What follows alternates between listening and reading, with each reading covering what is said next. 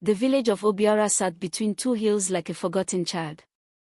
Red earth roads twisted through mud houses, and tall grass surrounded the place as if the land itself was trying to hide it.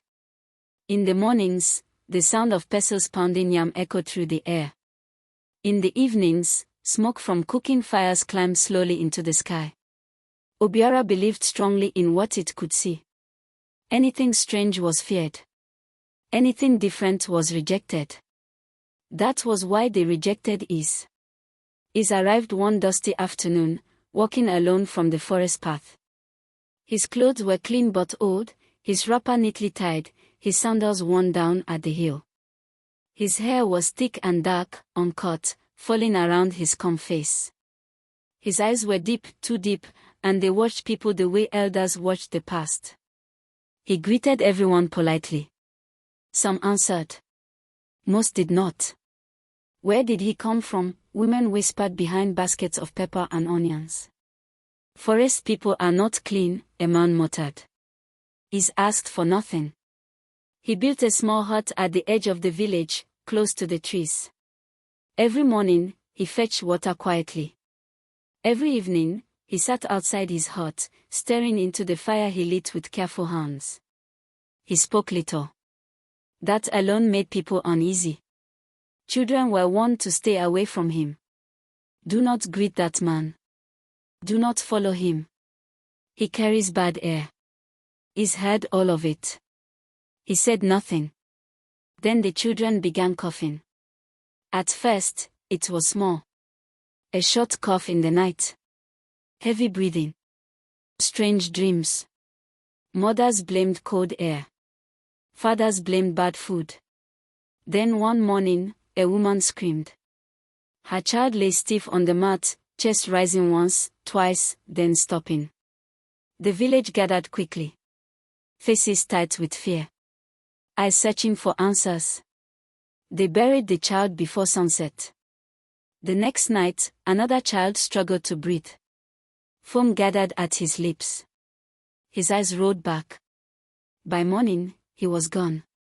Panic spread like fire in dry grass. Mothers clutched their children tightly. Fathers stayed awake through the night. Elders gathered, arguing loudly, their walking sticks striking the ground in anger. This is a curse, one elder said. The land is angry, another replied. Then someone spoke the thought many were already holding. It is the stranger. All eyes turned toward the forest edge. Is. They stormed his hut before sunrise. Men with torches. Women shouting curses. Fear twisting their faces into something ugly. You brought this upon us. Leave our land. Which? He stepped out slowly. He did not run. He looked at them carefully, at their shaking hands, their sweating faces, their eyes filled with terror. The children are suffocating, he said quietly. This is not my doing. Liar, someone shouted. They dragged him to the village square and tied his hands. Dust covered his wrapper. Blood ran from his lip where someone had struck him. Still, he did not curse them. That night, the worst happened. 3 children stopped breathing at the same time. Their mothers screamed until their voices broke. Fathers collapsed to their knees. The village square filled with grief so heavy it felt like the air itself had thickened. Then the wind changed. The torches flickered. Is lifted his head. This thing feeds on fear, he said. It lives in breath. No one listened. Until another child fell. Right there. Gasping. Choking. Eyes wide. Without thinking, he tore his hands free. The rope fell apart like dry leaves. He ran to the child, placed both hands on the small chest, and whispered words older than the village itself.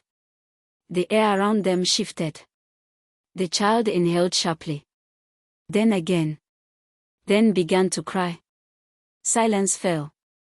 People stared in disbelief. He stood slowly.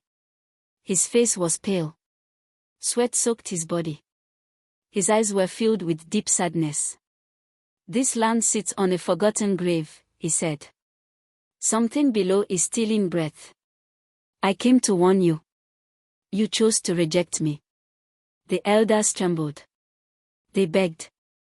They knelt. Is walked back toward the forest as dawn broke. The children slept peacefully that morning.